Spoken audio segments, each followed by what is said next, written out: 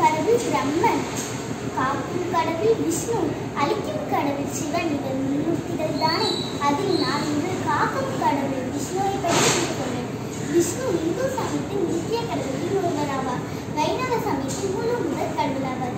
இவர் பிறப்பும் இறப்பும் இல்லாமல் பரம்பொருளாக இருப்பதால் பரபிரம்மா பரமாத்மா என்ற பெயரில் அழைக்கிறார்கள்.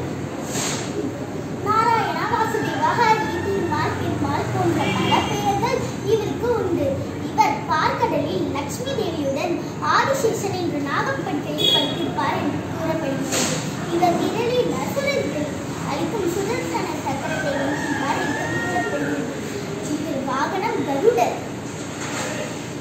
உலகில் அதர்மம் தலை தூக்கும் போது தர்மத்தை நிலைநாட்ட இவர் பல்வேறு அவதாரத்தை எடுப்பார் என்று கூறப்படுகிறது.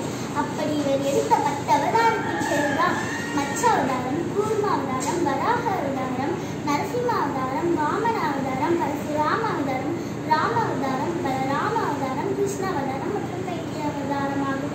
இதிகாசங்களான மகாபாரதம் இவருடைய ராம அவதாரத்தையும், ராமாயணம் இவருடைய கிருஷ்ண அவதாரத்தையும் விளக்குகிறது.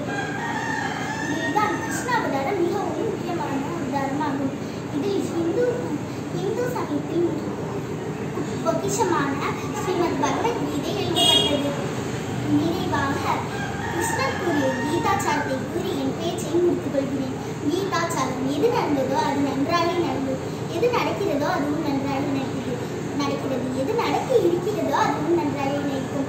எதை நீ இழந்தாய், எதற்காக நீ அழைக்கிறாய், எதை நீ கொண்டு வந்தாய் அதை தடுப்பதற்கு, எதை நீ இழந்தாய் அது வீணாவதற்கு, எதை நீ எடுத்துக்கொண்டாயோ அது இங்கே எடுக்கப்பட்டது, எதை நீ கொடுத்தாயோ அது இங்கே கொடுக்கப்பட்டது, எது இன்று உன்னுடையதோ நாளை வேறு